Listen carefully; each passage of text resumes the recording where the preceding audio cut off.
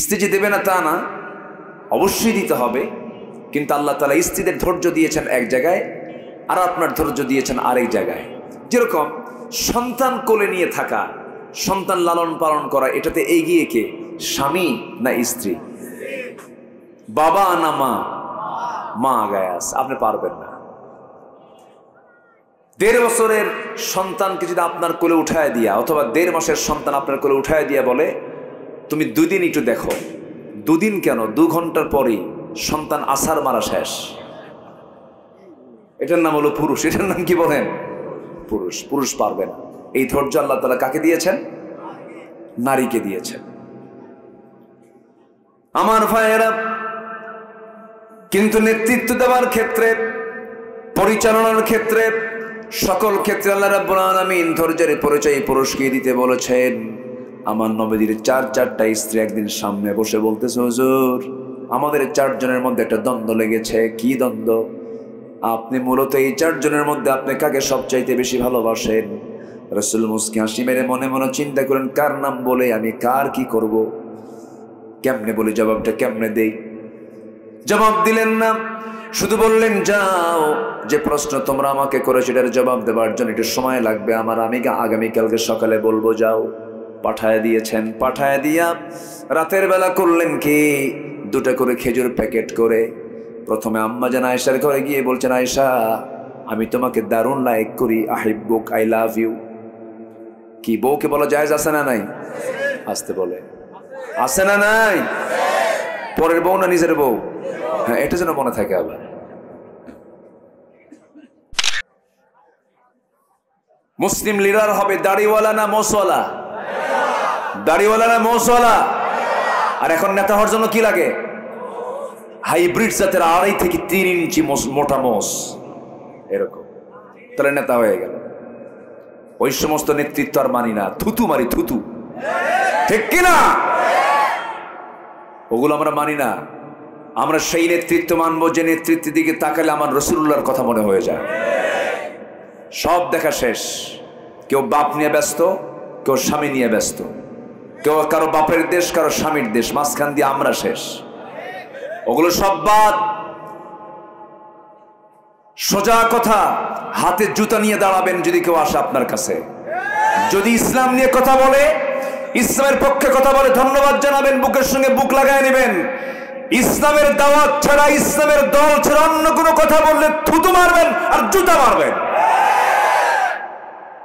71 থেকে 2024 সাল ধোকা খাইছি, ধোকা, ধোকার উপরেই জাতি চলছে। আমরা দেশটা গড়ব কোন দিন? সেই মাহাথির, মোহাম্মদ মাহাথির মালয়েশিয়াকে কোথায় নিয়ে চলে গেছেন? 81-তে ক্ষমতায় এসেছেন তিনি। সেই মালয়েশিয়া আজকে কোথায়? আর আমার বাংলাদেশ আজকে কোথায়? সম্মানিত ভাইয়েরা, দেশ গড়ার জন্য নিজের চরিত্র আগে সুন্দর করে গড়ার দরকার আছে না নাই? আসতে বলবেন না, আছে না নাই? এদেশের জাতীয় চরিত্র হলো সত্য কথা বলা না মিথ্যা কথা বলা? বলেন বলেন বলেন, মিথ্যা কথা।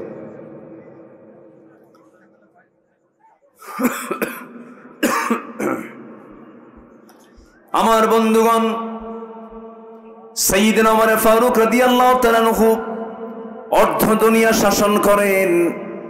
কি মানুষ! এশার নামাজ একদিন পড়ালেন, একটা রাতের কথা বলে আবার পয়েন্টের দিকে আস্তে আস্তে যাব। আমানতদারিতা কি এটা বোঝানোর জন্য বলছি আমি। ওমর ফারুক রাদিয়াল্লাহু তাআলা আনহু এশার নামাজ পড়িয়ে বাড়িতে আসলেন। বউকে বললেন, বউ আমার দ্রুত গতিতে কিছু খাবার দিয়ে দাও, খাবার খাবো। খাবার খেয়ে বললেন, থাকো, আমার জনগণকে না দেখলে আমার ভালো লাগে না।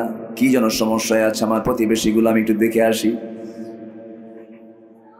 খাবার দাবার সম্পূর্ণ করে আস্তে করে বের হয়ে গেলেন।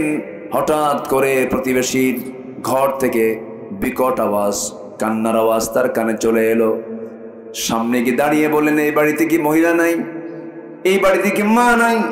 সন্তান কান্নাকাটি করছে, মা কিছু বলে না। সঙ্গে সঙ্গে মহিলার সামনে বের হয়ে এসে বলতেছে, আমি একজন বিধবা মানুষ, আমার স্বামী দুনিয়া থেকে বিদায় নিয়েছেন, ঘরের মধ্যে পানি ছাড়া চুল পরিমাণ কোনো খাবার নাই, কি দেব তাদেরকে? খাবারের যন্ত্রণায় তারা ছটফট করছিল। ওমরে ফারুক রাদিয়াল্লাহু তাআলা আনহু কিচ্ছু কথা না বলে মাথা নিচু করে আবার তিনি চলে আসলেন খাদ্য গুদাম থেকে। এক বস্তা আটা নিজের পিঠে বহন করে নিয়ে চলে আসলেন। এসে বললেন, শোনো, বিধবা যখন তোমার আটার বস্তা আবার ফিরে যাবে, আমি ওমর তোমাকে নিজ দায়িত্বে দিয়ে যাবো, শুধু খোঁজ খবরটা আমার কানে লাগায়া দিবা। সেখান থেকে চলে গেলেন, আরেকটা বাড়ির সামনে গিয়ে দাঁড়ালেন। সেই জায়গায় গিয়ে লক্ষ্য করে দেখেন ভিতর থেকে কান্নার আওয়াজ, বয়স্ক একজন মহিলার কান্নার আওয়াজ, চিৎকার করে কান্নাকাটি করে। প্রশ্ন করছেন, এত গভীর রাতে মহিলা কান্দে কেন, কি হয়েছে? পেটে বাচ্চা, ডেলিভারির সময় হয়েছে, কিন্তু ধাত্রী নাই, নার্স নাই, সন্তান ডেলিভারি হচ্ছে না। কি করবেন? তিনি তো পুরুষ মানুষ। আবার গভীর রাত, সোজা বাড়িতে চলে গেলেন, বউটাকে ডাক দিলেন। ডাক দিয়ে বউয়ের হাত ধরে বলছেন, আল্লাহর কসম করে বলি, আমরা কিন্তু জনগণের শাসক নই, আমরা হলাম জনগণের খাদেম। এই কথা বলে বউটাকে বোরকা পড়ায় নিয়া ওই বাড়ির সামনে গিয়ে দাঁড় করায়া হাত দুটা জড়িয়ে ধরে বলছে, আমার স্ত্রী, আল্লাহর কসম করে বলি, এই ঘরের মধ্যে একজন মহিলা আছে, পেটের সন্তান ডেলিভারি হচ্ছে না, নার্স নাই, আল্লাহ না করুন, আল্লাহ না করুন, যদি এই মহিলার যদি মৃত্যু হয়ে যায়, সন্তান অথবা যদি মা যে কোনো একজন যদি মারা যায়, অথবা দুজন যদি মারা যায়, কিয়ামতের দিন আমি ওমর আমাকে খুনির কাতের আল্লাহর সামনে দাঁড়াতে হবে। অতএব আমার পক্ষ হয়ে তুমি আমার স্ত্রী, আজকে তোমাকে নার্সের দায়িত্ব পালন করতে হবে। বউটাকে ঘরের মধ্যে ঢুকাইয়া দিলেন। একজন সম্রাটের বউ, একজন খলিফার বউ, তাকে নার্স বানায় ঘরের মধ্যে ঢুকাইয়া দিয়ে সেখান থেকে আস্তে করে আবার অন্যদিকে চলতে লাগলেন। চলতে চলতে লাঠি একখান নিয়ে একাকি চলতেছেন। হঠাৎ করে একটা ছোট্ট কুটির ঘর থেকে গুনগুন গুনগুন করে যেন একটা আওয়াজ তার কানে চলে আসলো। মহিলা কি যেন গুনগুন করে গায়। কান পেতে পেতে কথাগুলো শুনলেন, কিন্তু কথার ভাষা হলো বিরহের গান। একটা নারী একটা পুরুষকে পাইতে গিয়ে যে গানগুলো গায়, সেই গান তিনি গাচ্ছে, ওই মহিলা গাচ্ছিল। মহিলার কণ্ঠে সে আওয়াজগুলো চলে আসতেছে। এমন জোরে ধমক মেরেছেন, এক ধমকে গান বন্ধ হয়ে গেছে। দরজার কাছে নক করছেন, দরজা খুলো, কি ঘরের মধ্যে গান গাও? দরজার খোলে না, পিছন দিক থেকে চলে গেলেন। খেজুর পাতার বানানো বেড়ার ঘর ছিল, সেই বেড়াটা টান মারলেন, খুলে গেল, ভিতরে ঢুকলেন। মোমবাতি জ্বালানো, প্রদীপ জ্বালানোর সামনে একজন মহিলা কাপা মাথায় কাপড় দিয়ে পর্দার নিয়ম রক্ষা করে দাঁড়ায় আছে। ওমরে ফারুক বলছেন, মহিলা এই গভীর রাত্রে আল্লাহর কালাম তেলাওয়াত না করে, সুন্দরভাবে তাহাজ্জুদ নামাজ না পড়ে তুমি এই সময় কেন বিরহের গান গাচ্ছ? তুমি কি জানো না এটা ইসলামী জনপদ, ইসলামী রাষ্ট্র এটা? এবার মহিলা ওমরে ফারুককে চিনতে না পেরে বলতেছে, হ্যাঁ, এটা আমার বড় দোষ হয়ে গেছে, কিন্তু আমি গান গেয়েছি, এটা আমার একটা অপরাধ হতে পারে, কিন্তু তুমি আমার ঘরের মধ্যে ঢুকে একটা দুইটা নয়, 3 থেকে 4টা তুমি বড় বড় ভুল করে ফেলেছ। কি কি ভুল করেছে আমি বলো? মহিলা বলতেছে, আপনি ঘরের মধ্যে ঢুকবেন, অনুমতি তো নেন নাই, সালামত দেন নাই। লা তাদখুলু বুয়ুতান গায়রা বুয়ুতিকুম হাত্তা তাস্তানিসু ওয়া তুসাল্লিমু আলা আহলিহা। সালাম দিলেন না, অনুমতিও নিলেন না। নাম্বার 3 হলো, আপনি আমার ঘরের মধ্যে ঢুকবেন দরজা দিয়ে নয়, আপনি বেড়া দিয়ে ঢুকলেন, বেড়াটা ভাঙলেন, আমার সম্পদের ক্ষয়ক্ষতি হয়ে গেল। নাম্বার 4, আপনি একজন পরপুরুষ, আমি একজন পরনারী, আমার পর্দার খেলাফ হয়ে গেছে, আপনি আমার ঘরের মধ্যে ঢুকেছেন, আমার স্বামী আমার ঘরে নাই। এই সমস্ত ভুলগুলো আপনি করে ফেলেছেন, আমি আপনাকে ছাড় দেব না। ওমরে ফারুক বলছেন, তুমি কি করবে বলো? আগামীকাল সূর্য উদয় হওয়ার সঙ্গে সঙ্গেই আমি তোমার বিরুদ্ধে ওমরের আদালতে গিয়ে মানহানির মামলা দায়ের করব। কার সামনে বলে? আসতে বলে, কার সামনে বলে? সাইয়েদনা ওমর ফারুকের সামনে এই কথাটা বলে ফেলতেছেন। ওমর ফারুক তো মুস্কি মুস্কি হাসি মারেন। এবার তিনি বলছেন, শোনো, যে ওমরের আদালতে তুমি যাবি, আমার তো মনে হয় ওমর মানুষটা খুব একটা ভালো না, নিজেকে নিজে ভালো বলা যায় নাকি বলেন? বলে ফেলেছেন। এবার মহিলা খেপে গিয়ে বলে, দোষ তো তোমার একটা যোগ হলো। গোটা পৃথিবীর ভিতরে যে ওমরের নামটা সবার ঊর্ধ্বে, যিনি হচ্ছেন অর্ধ দুনিয়ার একমাত্র ন্যায়বান শাসনকর্তা ওমরে ফারুক, তার বিরুদ্ধে তুমি কথা বলো। দোষ আর একটা যোগ হলো, আমি তোমাকে ছাড় দেব না। ওমরে ফারুক বলছেন, ঠিক আছে, আমি দোষ করেছি, আমি ভুল করেছি। তুমি যে দোষটা করেছো, তুমি গান গুনগুন করে গাচ্ছ, এর কারণটা কি?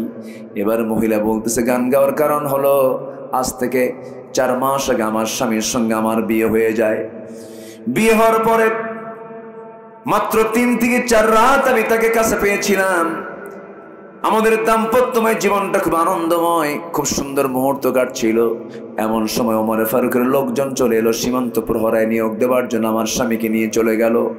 আজকে 4 মাস গত হতে চলে, আমার স্বামী কোথায় আছে, কি অবস্থায় আছে, আমার কানে পর্যন্ত কেউ সংবাদ দেয় নাই। হঠাৎ করে গভীর রাত, ঘুমটা ভেঙে গেছে, স্বামীর প্রতি প্রেম নিবেদন চলে আসছে, প্রেমটা জেগে উঠছে। সে আমার বৈধ স্বামী, লিগাল স্বামীকে কাছে পাওয়ার জন্য আমি গভীর রাত্রিতে গুনগুন করে বিরহের গান গাচ্ছিলাম। ওমরে ফারুক মনে মনে চিন্তা করছেন, দোষ তো আরেকটা যোগ হলো। আল্লাহু আকবার বলবেন না? আমানত।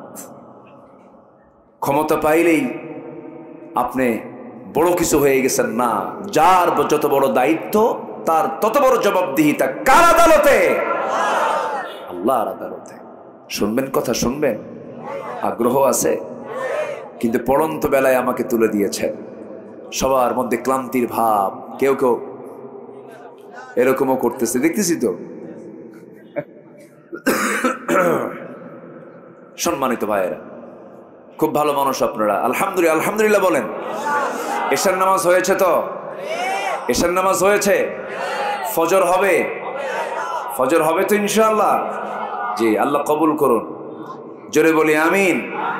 আচ্ছা, তাহলে 15টা গুণ আমরা আজকে শিখে যাব নিজের জীবনের চরিত্রকে সুন্দর করার জন্য, আচার আচরণের শৃঙ্খলা ফিরে আনার জন্য।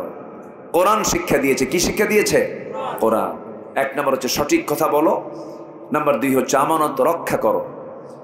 আল্লাহ রাব্বুল আলামিন বলেন, ইন্নাল্লাহা ইয়া'মুরুকুম আন তু'আদ্দুল আমানাতি ইলা আহলিহা ওয়া ইযা হাকামতুম বাইনান নাসি আন তাহকুমু বিল আদল ইন্নাল্লাহা নি'ম্মা ইয়া'ইযুকুম বিহি ইন্নাল্লাহা কানা সামিআন বাসীরা।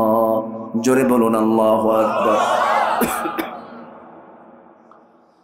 নাম্বার 3 হলো ইনসাফ কায়েম করা, সদরাচরণ, সুন্দর আচরণ করা। কোরআনে কারীমের মধ্যে একটা আয়াত আছে, যে আয়াতটা হলো সবচাইতে ওয়েটফুল আয়াত, যে আয়াতটা প্রত্যেকটা খতিব জুমার দিনে পড়েন। আয়াতটা পড়লে সবার কমন মনে হয়ে যাবে। যারা পারেন ঠোঁট মিলিয়ে বলুন, ইন্নাল্লাহা ইয়া'মুরু বিল আদলি ওয়াল ইহসান ওয়া ইতা'i যিল কুরবা ওয়া ইয়ানহা আনিল ফাহশাই ওয়াল মুনকারি ওয়াল বাগি ইয়া'ইযুকুম লা'আল্লাকুম তাযাক্কারুন। জোরে বলুন আল্লাহু আকবার। নাম্বার 4 হলো ধৈর্য এবং ক্ষমার বিরল দৃষ্টান্ত। ধৈর্য এবং ক্ষমা থাকতে হবে। আল্লাহ রাব্বুল আলামিন বলেন, ওয়ালামান সাবারা ওয়া গাফারা ইন্না যালিকা লামিন আজমিল উমুর। জোরে বলুন আল্লাহু আকবার। এজন্য আমরা ধৈর্যের পরিচয় দেব। বিয়ে আগে না ধৈর্য আগে? ব্যবসা আগে না ধৈর্য আগে? বলেন বলেন। মাহফিলে বসা আগে না ধৈর্য আগে? নামাজ আগে না ধৈর্য আগে? দেখবেন জুমার দিন কিছু কিছু মুসল্লি সবার পরে যায় আর সবার আগে বের হয়, আছে না? আবার খতিব যদি 1:30 পর্যন্ত খুতবা দেওয়ার নিয়ম, কথা বলতে নিয়ে যদি 1:40 বানায় ফেলে, খালি ঘড়ি দেখে মুসল্লি খুতবা দেয় হুজুর, আছে না? এরকম আছে না? যিনি খতিব তিনি খুতবা দিবেন, তিনি ঘড়ি দেখবেন। মুসল্লি কি ঘড়ি দেখার দায়িত্ব? না। ঘড়ি দেখা মুসল্লি কিছু আছে না নাই? তাহলে কি ধৈর্য আছে ওর? মাঝে মাঝে আবার খতিবকে হুমকিও মারে, হুজুর আমাদের কি সময়ের দাম নাই? এরকম করে কথা বলে, আছে কি না? আছে। সম্মানিত ভাইয়েরা, ধৈর্যের পরিচয় আগে দিতে হবে। ধৈর্য ছাড়া কোনো কিছুই হবে না। বিয়ের এই দাম্পত্যময় জীবনে চরম ধৈর্যের পরিচয় দিতে হয়। প্রায় আমাদের ফোনে ফোন আসে তালাক সংক্রান্ত, প্রায় ম্যাক্সিমাম টাইম এই ফোনটা আসে। সেই তালাক দিতে হবে কাছাকাছি থেকে কথা বলে, স্টেপ বাই স্টেপ। কোরআন যেভাবে তালাক দিতে বলেছে 3 তুহুরে তালাক দিতে হবে, তা না করে আছে মালয়েশিয়া ছেলে, বউ আছে কুষ্টিয়া, হ্যাঁ দেশে দিয়া, ওখান থেকে ফোনে ফোনে ভিডিও কলে কথা বলতে বলতে কি যেন নিয়ে গন্ডগোল লাগছে, একসঙ্গে রাগের ঠেলায় বলে দিছে, যা তোরে 100 তালাক দিয়ে দিলাম। আওয়াজ বাড়ান তো, এত শক্তি লাগতেছে কেন? 100 তালাক দিয়ে দিলাম। তালাক টালাক দিয়া আমাদের ফোন দিয়ে বলে, হুজুর কাম তো সারছে, কি বউরে তালাক দিছি, কেমন করে? হুজুর 100 তালাক দিছি। তালাক কি 100 আছে? 100 তালাক হয়? আত-তালাকু মাররাতান। এই যে কেবলই মোবাইল করছে একজন, ঢাকা থেকে একজন সমস্যা করছে। প্রায় প্রায় এই অবস্থা হচ্ছে। এই কথাটা বলা দরকার, এই কথাটা যাওয়া দরকার, এটা ঘন ঘন যাওয়া দরকার। অসংখ্য পরিবার আছে যারা স্বামী স্ত্রীর পরিচয় দিয়ে সংসার করছে, কিন্তু এই সমস্ত তালাকের কারণে জেনা হচ্ছে, জেনা হচ্ছে, জেনা হচ্ছে। ঠিক কিনা? বাস্তব এটা। ফ্যান অফ করে, ফ্যান অফ করে। হ্যাঁ সম্মানিত ভাইয়েরা, এরপরে তালাক টালাক দিয়া পরে আমাদের ফোন দিয়ে বলে, হুজুর কাম তো সারছে, এই করছে। কি বলছেন হুজুর? 100 তালাক দিছি, সাথে শাশুড়িও তালাক দিছি। শাশুড়ি তালাক হয়? শাশুড়ি তালাক হয়, তালাক তো হয়। কেন? কে শাশুড়ির উপর রাগটা আরো বেশি দিল। শেষ পর্যন্ত বলে ফেললো, হুজুর ভুল তো করেই ফেলছি, এখন কি করা যায়? এটাকে নেওয়ার কি কোনো সুযোগ টুযোগ আছে? এই সমস্ত কথাগুলো আমাদেরকে বলে, মানে অকাম করবে ওরা, ফায়সালা দেব আমরা। বোঝেন নাই? এগুলো করা ঠিক না, এগুলো হারাম। এগুলো কি বলেন তো? হারাম। আল্লাহ তুমি বিকৃত পন্থা থেকে যাদেরকে হেফাজত করো, জোরে বলি আল্লাহুম্মা আমিন। ধৈর্য থাকতে হবে, ক্ষমা থাকতে হবে। স্বামী স্ত্রীর মধ্যে কোনো দ্বন্দ্ব লেগেছে, এর মধ্যে সবচেয়ে বেশি ধৈর্যের পরিচয় দেবে কে? স্বামী না স্ত্রী? সব চুপ করে আছে, হুজুর কিচ্ছু কব না, কারণ পাশে বউ বসে রস শুনতেছে। বলে হঠাৎ করে আমার ঠান্ডা লাগছে, কফ বুকে জমা হয়ে আছে, খুব কষ্ট করে চাপ প্রয়োগ করে আমাকে কথা বলতে হচ্ছে।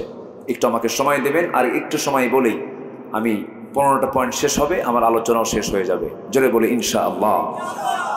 এখন স্বামী স্বামী স্ত্রী যে দেবে না তা না, অবশ্যই দিতে হবে, কিন্তু আল্লাহ তাআলা স্ত্রীদের ধৈর্য দিয়েছেন এক জায়গায়, আর আপনার ধৈর্য দিয়েছেন আরেক জায়গায়। যেরকম সন্তান কোলে নিয়ে থাকা, সন্তান লালন পালন করা, এটাতে এগিয়ে কে? স্বামী না স্ত্রী? বাবা না মা? মা আগায় আছে, আপনি পারবেন না। 1.5 বছরের সন্তানকে যদি আপনার কোলে উঠায় দিয়া, অথবা 1.5 মাসের সন্তান আপনার কোলে উঠায় দিয়া বলে, তুমি 2 দিন একটু দেখো, 2 দিন কেন, 2 ঘন্টার পরেই সন্তান আছাড় মারা শেষ। এটার নাম হলো পুরুষ। এটার নাম কি বলেন? পুরুষ। পুরুষ পারবে না। এই ধৈর্য আল্লাহ তাআলা কাকে দিয়েছেন? নারীকে দিয়েছেন। আমার ভাইয়েরা, কিন্তু নেতৃত্ব দেওয়ার ক্ষেত্রে, পরিচালনার ক্ষেত্রে, সকল ক্ষেত্রে আল্লাহ রাব্বুল আলামিন ধৈর্যের পরিচয় পুরুষকে দিতে বলেছেন। আমার নবীর 4টা স্ত্রী একদিন সামনে বসে বলতেছে, হুজুর আমাদের 4 জনের মধ্যে একটা দ্বন্দ্ব লেগেছে। কি দ্বন্দ্ব? আপনি মূলত এই 4 জনের মধ্যে আপনি কাকে সবচাইতে বেশি ভালোবাসেন? রাসূল মুস্কি হাসি মেরে মনে মনে চিন্তা করেন, কার নাম বলে আমি কার কি করব, কেমনে বলি, জবাবটা কেমনে দেই?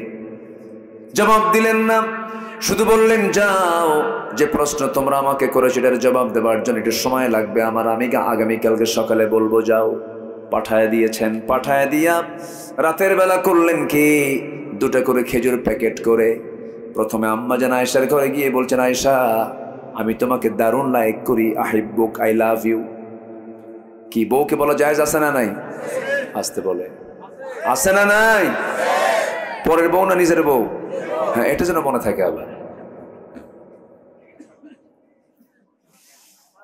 আমার নবীজি বলছেন আয়েশা আমি তোমাকে দারুণ ভালোবাসি, যে দুইটা খেজুর তোমাকে ভালোবেসে দিয়ে গেলাম, এই কথা যেন অন্য কোনো স্ত্রী কানে না যায়। দ্বিতীয় ঘরে গিয়ে তাই বললেন, তৃতীয় ঘরে গিয়ে তাই বললেন, চতুর্থ ঘরে গিয়ে বললেন একই কথা, খেজুর দুটো করে দিয়ে আসলেন। পরের দিন সকালবেলা চারজন স্ত্রী বুক বড় আশা নিয়ে মনে মনে ভাবতেছে হুজুর তো আজকে আমার কথা বলবেন। ঘরের মধ্যে আমার নবীজি চার স্ত্রীকে নিয়ে বসলেন। এবার বলতেছে হুজুর আপনি বলবেন আজকে আমাদেরকে আপনি কাকে সবচেয়ে বেশি ভালোবাসেন? রাসূল বলছেন আমি তাকেই সবচেয়ে বেশি ভালোবাসি যাকে গত রাত্রিতে লুকায় লুকায় দুইটা খেজুর দিয়ে আসছি। যা সরকার সুবহানাল্লাহ। কি কথা বোঝা গেল? এটার নাম হচ্ছে ব্যালেন্স, ধৈর্য, ইনসাফ। আল্লাহু আকবার বলেন। আমার বন্ধুগণ, নাম্বার 5 হলো, মনে আছে কি? মনে আছে আপনাদের? নাম্বার 1 হলো সত্য কথা বলা, নাম্বার 2 হলো আমানত রক্ষা করা, নাম্বার 3 হলো ইনসাফ কায়েম করা, নাম্বার 4 হলো ধৈর্য ক্ষমার দৃষ্টান্ত উপস্থাপন করা, নাম্বার 5 হলো আল্লাহর ভয়ে কাঁদতে কাঁদতে সেজদায় লুটিয়ে পড়া। আল্লাহর জন্য কাঁদতে হবে। এই পৃথিবীতে আল্লাহ ছাড়া যে অন্যের কাছে কান্দে সে লস। সে কি? লস। বউয়ের জন্য কাঁদবেন লস, মেয়ের জন্য কাঁদবেন লস, ছেলের জন্য কাঁদবেন লস, সম্পদের জন্য কাঁদবেন লস। দুনিয়ার যার জন্য আপনি কান্নাকাটি করবেন সব লস প্রজেক্ট। কিন্তু একটা কান্নায় উপকার আসবে, যে আল্লাহর ভয়ে কাঁদবে, লুটিয়ে পড়বে, সেজদায় পড়বে। ওই এক ফোঁটা চোখের পানি যদি আল্লাহর দরবারে মঞ্জুর হয়ে যায়, 7টা জাহান্নাম নিভে দিয়ে আল্লাহ রাব্বুল আলামিন তাকে জান্নাত দিয়ে দিবে।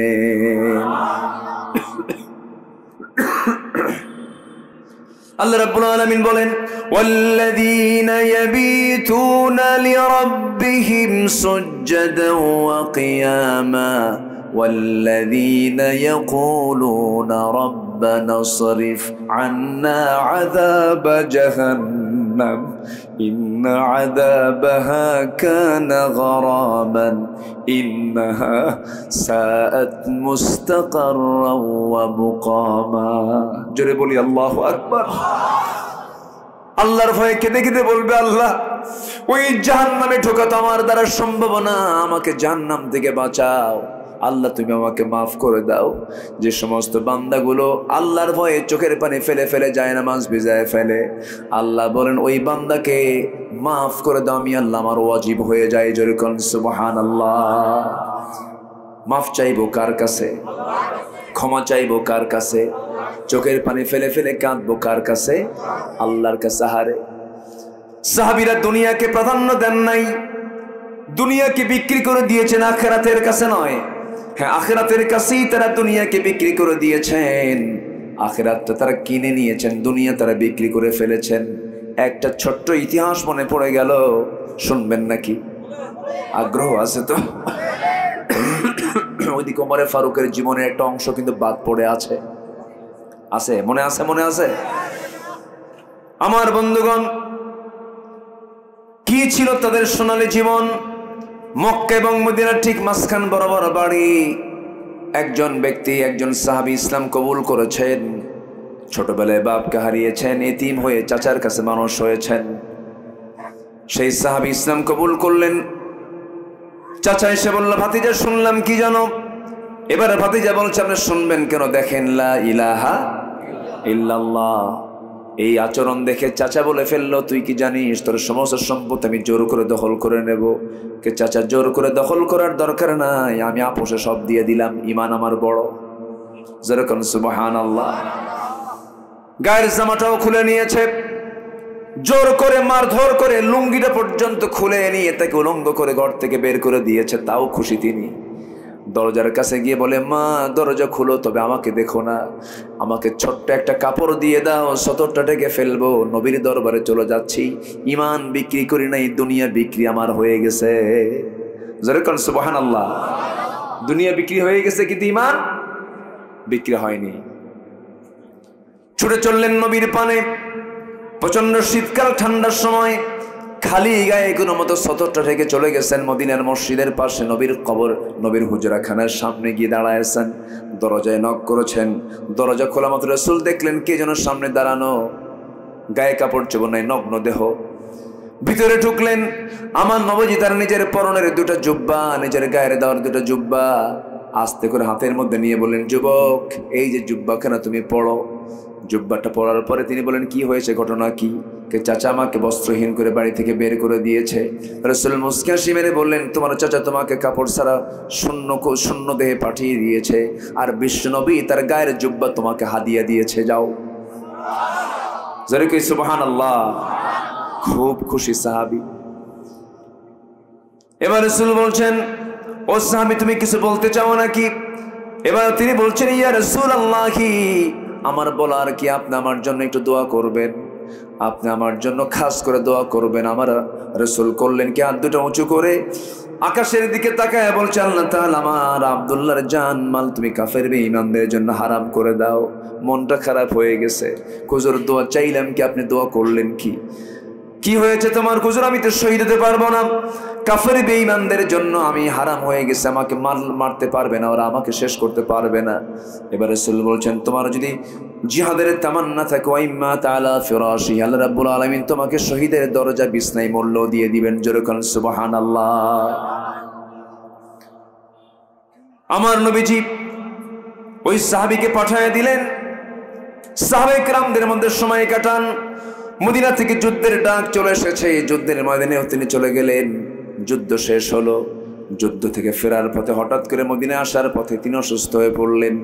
নবীকে জানানো হলো, রাসূল বললেন, আমার প্রিয় সাহাবী তার সর্বোচ্চ সেবাটুকুন করো। সর্বশেষ 3 দিন পরে আবার জানানো হলো, হুজুর আমরা তাকে বাঁচাতে পারলাম না, আব্দুল্লাহ দুনিয়া থেকে বিদায় নিয়েছে। রাসূল বলেন, গোসল করাও, কাফনের কাপড় পড়াও, আমার আব্দুল্লাহর জানাজা কেউ পড়াবে না, আমার আব্দুল্লাহর জানাজা আমি রাসূল নিজে তার দায়িত্ব গ্রহণ করলাম। রাসূল জানাজা পড়ায় দিলেন। জানাজা শেষ করার পর রাসূল বলছেন, সাহাবীরা রে, আমার আব্দুল্লাহর কবরটা কোথায় খনন করেছো? ওই যে 2 পাহাড়ের ঠিক মাঝখানে। রাসূল বলছেন, সাহাবীরা, আমার আব্দুল্লাহর লাশটা কেউ কবরে রাখতে পারবে না, আমার আব্দুল্লাহর কবরটাতে আব্দুল্লাহর লাশ আমি রাসূল নিজের হাতে শোয়ায় দেব, নিজের হাতে রাখবো, আমাকে নিয়ে চলো। রাসূল নিজে চলে গেলেন। যাওয়ার পরে কবরের সামনে দাঁড়ালেন, কবরের মাটিতে নামলেন। মাটিতে নেমে বলছে, আবু বকর আমার ডানে আসো, ওমর আমার বামে আসো। কবরের মধ্যে নেমেছেন কয়জন? 3 জন নেমেছেন, পৃথিবীর 3 জন সেরা মানুষ নেমেছেন। মাঝখানে রাসূল হাত দুটো আগায় দিয়ে বলছে, সাহাবীরা, আমার আব্দুল্লাহর লাশটা আমার হাতে দাও রে। এই আমার আব্দুল্লাহ দুনিয়া বেঁচে ঈমানটা রক্ষা করেছে, এই আব্দুল্লাহ দুনিয়ার সব মায়া ছেড়ে দিয়া আমার মায়া ধরেছে, আল্লাহর মায়া ধরেছে, আব্দুল্লাহকে আমার হাতে তুলে দাও। আব্দুল্লাহর লাশটা হাতের মধ্যে নিলেন, বললেন, আবু বকর মাথা ধরো, ওমর পা ধরো। কবরে শোয়া দিলেন। শোয়া দিয়া বুকের উপরে হাত রেখে বলছে, আরশের মালিক আল্লাহ, আমার আব্দুল্লাহর উপরে এই সময় পর্যন্ত আমি সন্তুষ্ট আছি, তুমি আব্দুল্লাহকে মাফ করে দাও। পাশে থেকে একজন সাহাবী সাদ বিন আবি ওয়াক্কাস রাদিয়াল্লাহু তাআলা চিৎকার মেরে বলছে, আরে আমার পোড়া কপাল রে, আজকে জীবিত সাদ বিন আবি ওয়াক্কাস না হয়ে যদি মৃত সাদ বিন আবি ওয়াক্কাস হয়ে যদি ওই কবরের বাসিন্দা হতে পারতাম, জীবনটা ধন্য হতো।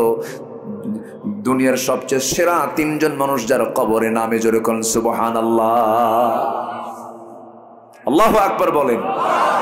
জীবনটাকে রঙিন করব ঈমান দিয়ে, জোরে বলি ইনশাআল্লাহ, জোরে বলি ইনশাআল্লাহ। কাঁদবো কার ভয়ে? কাঁদবো কার ভয়ে? আল্লাহ রাব্বুল আলামিন বলেন, ওয়ায়াখিরুনা লিল আযকানি ইয়াবকুনা ওয়া ইয়াজিদুহুম খুশুআ। জোরে বলুন আল্লাহু আকবার। নাম্বার 6 হলো মুমিনরা একে অপরের প্রতি বিনয়ের বাহু প্রসারিত করবে। اخفض جناحك لمن اتبعك من المؤمنين। জোরে বলুন আল্লাহু আকবার। পরস্পরে আমরা শত্রু হব না বন্ধু হব? বলেন, শত্রু হব না বন্ধু হব? বন্ধু হব। মুমিনরা শান্তি প্রতিষ্ঠাকারী হবে না অশান্তি প্রতিষ্ঠাকারী হবে? শান্তি প্রতিষ্ঠাকারী হবে। কষ্ট হচ্ছে মনে হয় নাকি? হ্যাঁ, আমি যে আয়াত বলতেছি বিরক্ত হচ্ছেন না তো? হ্যাঁ জি, আলহামদুলিল্লাহ। বিগত 16 বছর আয়াতবিহীন কিছু বক্তা বের হয়েছিল, ঠিক কিনা বলেন? মঞ্চ উঠেছিল, নাচানাচি করতো, আর ভেস্কি কেটে কেটে আলেমদের বিরুদ্ধে কথা বলতো। আল্লামা সৈয়দ কামাল উদ্দিন জাফরির মতো ব্যক্তিকে নিয়ে বাজে কথা বলেছে। ওই যে ব্রাহ্মণবাড়ি আখাউড়ার কি জানি নাম ওর, ওই যে আছে না, খালি ডিজে গান টান গাইতো, ওই যে কি, হ্যাঁ বদমাই সেগুলো।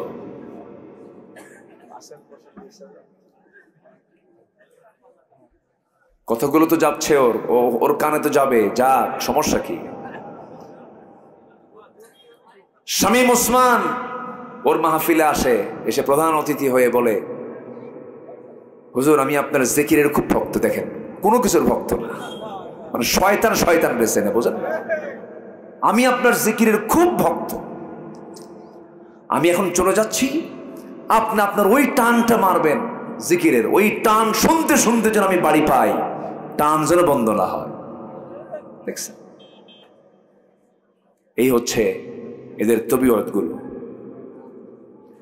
নাম্বার 8, মুমিনরা একে অপরের দোষ ধরবে, আজ থেকে দোষ অন্বেষণ করবে না, দোষটাকে আড়াল করবে। আল্লাহু আকবার বলেন।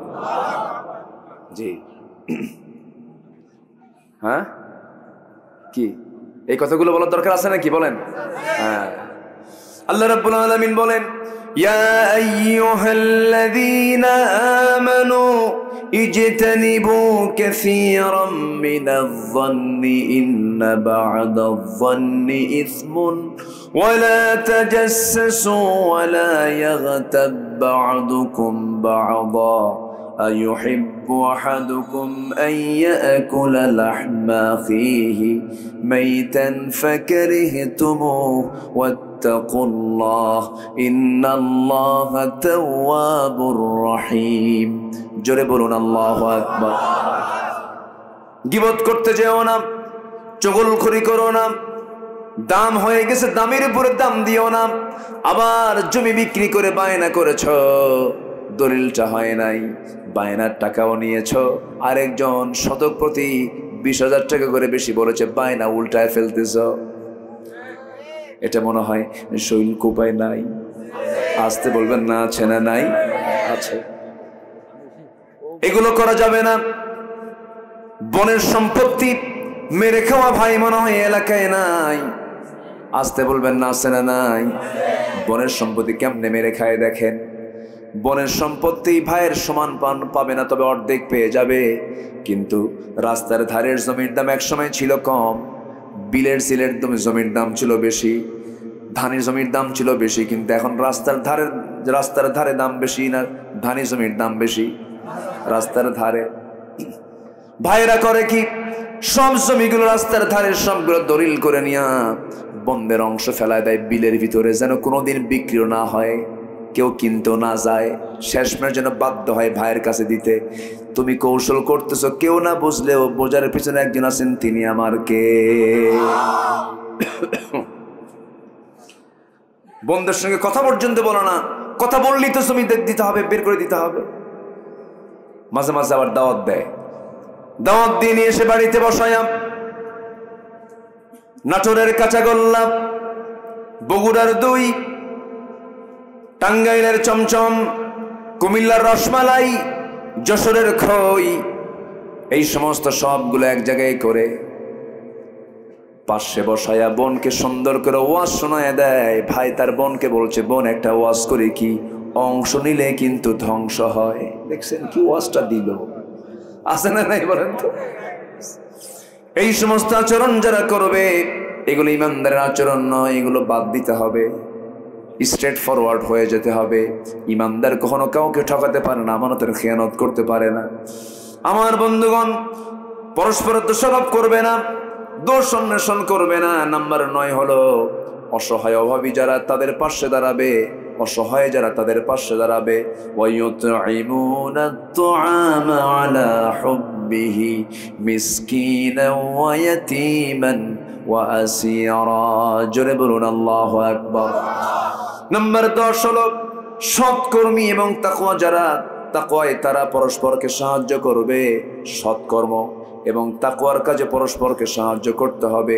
আল্লাহ রাব্বুল আলামিন বলছেন, ওয়া তাআওয়ানু আলাল বিররি ওয়াত তাকওয়া ওয়া লা তাআওয়ানু আলাল ইসমি ওয়াল উদওয়ান। জোরে বলুন আল্লাহু আকবার। এরপর আল্লাহ রাব্বুল আলামিন নম্বর 11 বলেছেন আত্মীয়ের হক যারা আদায় করবে, এগুলো সবচেয়ে বড় গুণগত দিক। নিজের বোনের খবর রাখে না, ভাইয়ের খবর রাখে না, ধর্ম ভাই বানায়, ধর্ম মা বানায়, ধর্ম বোন বানায়, আছে না নাই বলেন? আচ্ছা, এগুলো হালাল না হারাম? বলেন হালাল না হারাম? হারাম। নাম্বার 12 হলো মানুষের সাথে সুন্দর কথা বলবে, ওয়াকুলু লিন-নাসি হুসনা। নাম্বার 13 হলো জমিনে নম্রভাবে চলবে, বিনয়ী হয়ে চলবে। ক্ষমতার মসনদ পেয়ে ভাববে না আমি বিশাল বড় কিছু হয়ে গেছে। খেলে থানায় ফোন মারতো, কিসে ফোন মারতো বলেন? তাহলে থানায় ফোন মারতো, কি ফোন কি দেব, পুলিশ কি পাঠাবো? এগুলো কি করছে কি করে নাই বলেন? আল্লাহ রাব্বুল আলামিন বলছেন না, ইমানদাররা এগুলো করবে না। ওয়াইবাদুর রাহমানিল্লাযীনা ইয়ামশুনা আলাল আরদি হাওনা ওয়া ইযা খাতাবাহুমুল জাহিলুনা ক্বালু সালামা। নাম্বার 14 এবং 15, যারা দুঃসময়ে আল্লাহর পথে ব্যয় করবে। নাম্বার 15, যারা রাগকে নিয়ন্ত্রণ করবে। আল্লাহ রাব্বুল আলামিন এই সমস্ত মুহসিন বান্দাদেরকে দারুণ ভালোবাসেন। আর ভালোবাসেন যাকে জাহান্নাম দিবেন না জান্নাত দিবেন? বলেন বলেন, জাহান্নাম না জান্নাত? আল্লাহ রাব্বুল আলামিন বলেন আল্লাযীনা ইউনফিকুনা ফিস সাররাই ওয়াদ দাররাই ওয়াল কাযিমিনাল গায়য ওয়াল আফিনা আনিন নাস ওয়াল্লাহু ইউহিব্বুল মুহসিনিন। জোরে বলুন আল্লাহু আকবার। যারা গোপনে দান করে, প্রকাশ্যে দান করে, সচ্ছলতায় দান করে, অসচ্ছলতায় দান করে, থাকলেও দান করে, না থাকলেও যা আছে তা থেকে দিয়ে দেয়, দান করে, মানুষকে মাফ করে দেয়, আল্লাহ সেই সমস্ত মুহসিন বান্দাদেরকে ভালোবাসেন এবং তাদেরকে জান্নাতের ঘোষণা দিয়ে দিয়েছেন। জোরে বলুন সুবহানাল্লাহ। মোট কয়টা হলো বলেন? আসতে বলবেন না, কয়টা বলেন? হয়তো অনেকের মনে থাকবে না, রেকর্ড আছে, রেকর্ড হয়ে যাচ্ছে। সবাই আপনারা এটা মাথায় নিয়ে রাখবেন। আমার বন্ধুগণ, এই পরামর্শগুলো আমার নয়, আমি আব্দুল্লাহ, আমার নয়। আমার এই পরামর্শগুলো কার পরামর্শ? আসতে বলবেন না, কার পরামর্শ? আল্লাহর পরামর্শ। আমার নবীজি করলেন কি, ওই সাহাবী আব্দুল্লাহর বিদায়টা দিয়ে দিয়ে আসলেন। আমার বন্ধুগণ, ওই আব্দুল্লাহর মতো জীবন সাজাতে হবে, ওমরের মতো জীবন সাজাতে হবে, সাহাবে কেরামদের মতো জীবন সাজাতে হবে। যদি আমরা সাজাতে পারি, আমার বন্ধুগণ, ওই সমস্ত সাহাবীরা দুনিয়াতে বসে জান্নাতের সংবাদ পেয়েছেন, এমনি এমনি পান নাই। তাদের মূল লক্ষ্য ছিল দুনিয়া না আখিরাত। দুনিয়া না আখিরাত। আখিরাতের জন্য নামাজ পড়ার দরকার আছে না নাই বলেন? নামাজ হবে কয় ওয়াক্ত? 5 ওয়াক্ত নামাজ পড়তে রাজি আছেন? কার একটা হাত তুলে দেখান দেখি।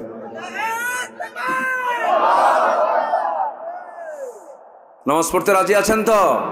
চিৎকার মেরে বলি, ইয়া আল্লাহ, আমাদেরকে 5 ওয়াক্ত সালাত আদায় করার তৌফিক তুমি আল্লাহ দিয়ে দাও।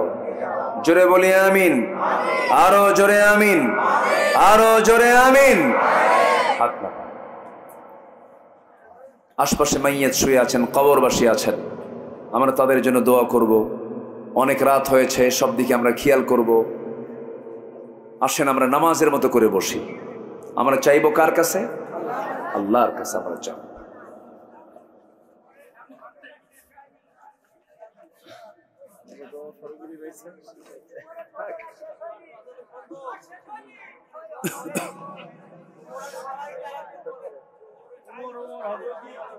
ও, কিছু কথা রয়ে গেছে না? হ্যাঁ, এত সুন্দর ভাষা আপনাদের, আলহামদুলিল্লাহ।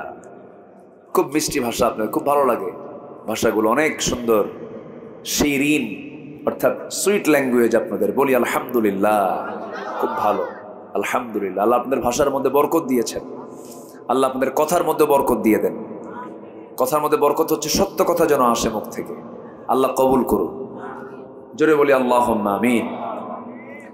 সম্মানিত ভাইয়েরা, ওমর ফারুক রাদিয়াল্লাহু আনহু, এটা তো বলা হয়েছেই, প্রায় হয়েই গেছে। সাইয়েদনা ওমর ফারুক রাদিয়াল্লাহু তাআলা আনহু, বলবো কি শর্ট করে বলবো না লম্বা করে বলবো? লম্বা করে বলবো। হ্যাঁ, শর্ট করে বলি, শেষে বিচার হয়ে গেল, এই তো শেষ হয় না তো। সাইয়েদনা ওমর ফারুক রাদিয়াল্লাহু তাআলা আনহু উনি বললেন, ঠিক আছে বিচার তুমি করো, সমস্যা নাই, কিন্তু একটা কথা বলি, কি নিজের পরিচয় কিন্তু দেননি উনি, উনি কে একবারও উনি বলেননি। ওনার তো কোনো দোষ নাই এখানে, কোনো গিল্টি তার মধ্যে নাই, কারণ দেশের যিনি চিফ, আসামিকে ধরার জন্য কি অনুমতি দরকার হয়? তার কোনো দোষ নাই, কিন্তু উনি বোঝেন নাই, ওই মহিলা বুঝতে পারে নাই। ওমর ফারুক রাদিয়াল্লাহু তাআলা আনহু তিনি বললেন, ঠিক আছে আমি দোষ করেছি ভালো কথা, কিন্তু তুমি কেন গুনগুন করে গান গাও, এটার মতলব কি? মহিলা বলতেছে, আমার স্বামীকে পাওয়ার জন্য আমি গান গাচ্ছিলাম। আচ্ছা ঠিক আছে, তা আমাকে মাফ করবা না? কেন মাফ করবো না? আচ্ছা তোমার সেই কাঙ্ক্ষিত স্বামীকে যদি আগামীকাল সূর্য উদয়ের আগেই যদি তোমার সামনে হাজির করি, তুমি কি আমার বিরুদ্ধে মামলা দিবা? মুস্কি একখান হাসি মারছে। শাসক তো, উনি বোঝেন তো ওর রোগ কোথায়, ওর ব্যথাটা কোন জায়গায়, কোন জায়গায় মেডিসিন দিলে কাজ হবে। কালকে সকাল কেন, সন্ধ্যার মধ্যেও যদি আমার স্বামীকে আমার সামনে হাজির করে দিতে পারেন, আপনি বেকসুর খালাস, যান। আল্লাহু আকবার বলেন। নিজের বাড়িতে চলে আসলেন, এসে বউকে বলেন, বউ, স্ত্রী, একজন স্ত্রী তার স্বামীকে ছাড়া কতদিন পর্যন্ত ধৈর্য ধরে থাকতে পারে? আপনি বোঝেন না? আপনি তো বোঝেন কথাগুলো। এবার স্ত্রী বলছে, একটা আয়াত আছে, আল মুতাল্লাকাতু ইয়াতারাব্বাসনা বিআনফুসিহিন্না সালাসাতা কুরু, তালাকপ্রাপ্ত নারী অপেক্ষা করবে অন্য পুরুষকে স্বামী হিসেবে গ্রহণ করার জন্য কয় মাস পর্যন্ত? 3 মাস, 3 কুরু পর্যন্ত। এই 3টা ইদ্যত তাকে পূরণ করতে হবে। তো এখান থেকে বোঝানো হচ্ছে যে একটা স্ত্রী তার স্বামীকে ছাড়া 3 মাস পর্যন্ত ধৈর্যের পরিচয় দিতে পারে। এক্ষেত্রে স্বামীর অবশ্যই এই বিষয়টা লক্ষ্য করা উচিত। তখন তিনি করলেন কি, সেনাবাহিনী প্রধানকে ডাক দিয়ে বললেন, আজকের থেকে সকল সৈনিকদের 3 মাস পর সাধারণ ছুটি, ফ্যামিলিকে সময় দেওয়ার জন্য। আচ্ছা, সাথে ওই সীমান্ত প্রহরায় নিয়োগপ্রাপ্ত ওই যে রাতের গভীরে যে মহিলাকে উনি দেখতে গেছিলেন, তার হাজবেন্ডকে অবিলম্বে খুব দ্রুত গতিতে তাকে ছুটি মঞ্জুর করা হোক, কারণ মামলা হওয়ার সম্ভাবনা আছে। কি কথা বলছেন? ছুটি মঞ্জুর করে দিলেন। সম্মানিত ভাইয়েরা, তাদের কাছে ক্ষমতা ছিল একটা, মানে তাদের কাছে ক্ষমতা ছিল কি, তাদের মানে নিজের মান সম্মান যশ খ্যাতি প্রতিষ্ঠার জন্য, না আমানত রক্ষার জন্য? আমানত রক্ষার জন্য তারা আমানত মনে করেছেন। আল্লাহ তাআলা আমাদের সকল কিছুকে সাহাবা কেরামদের অনুকরণীয়, তাদের অনুসরণীয় হয়ে তাদের কাজগুলো আমরা যেন ফলো করতে পারি, তৌফিক সবাইকে দান করুন। জোরে বলি আল্লাহুম্মা আমিন। কোরআনের আলোকে 15টি সৌন্দর্য, মানুষের চারিত্রিক সৌন্দর্য, এই 15টি চারিত্রিক সৌন্দর্য আল্লাহ তাআলা আমাদের ভিতরে উপস্থিত করে দেন। এই আশাবাদ কামনা করে আমি আমার ভাঙ্গাচোরা কিছু কথা যা বলেছি এখানে শেষ করছি। সবার কাছে দোয়া চাই, দোয়া করি। আপনি দোয়া করবেন। দোয়া করবেন না? আপনি দোয়া করেন, আপনি করেন।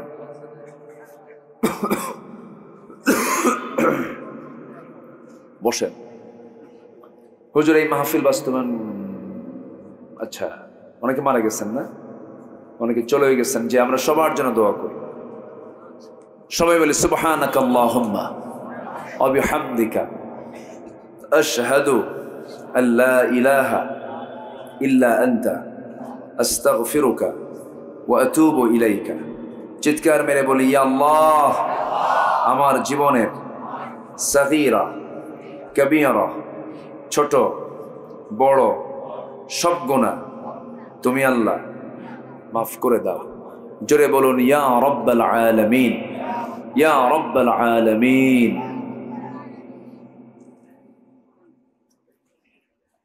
আল্লাহুম্মা আমিন।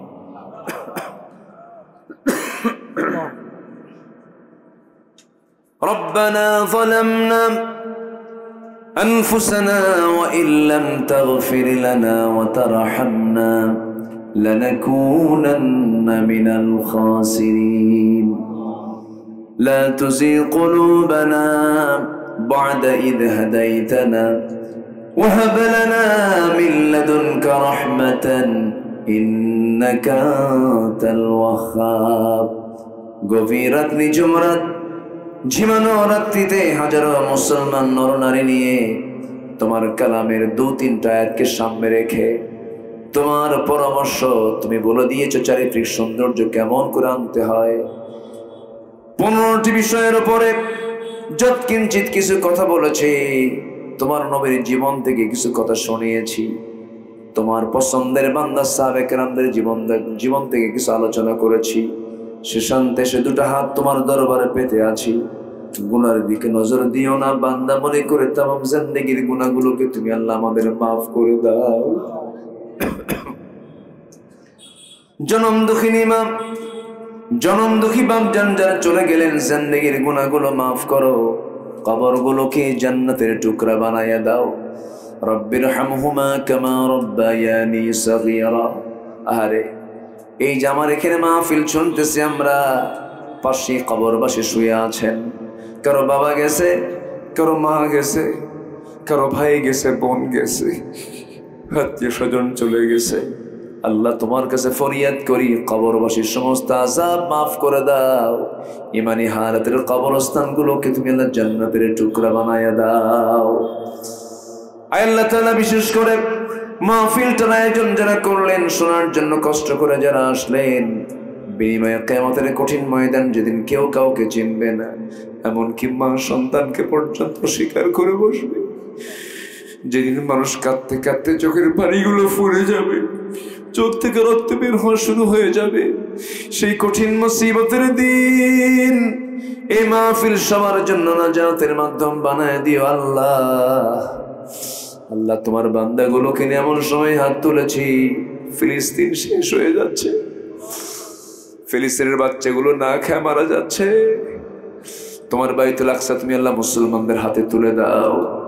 এই ক্রান্তি লগ্নে 180 কোটি মুসলমানের জন্য তুমি একটা ওমর পাঠায়া দাও।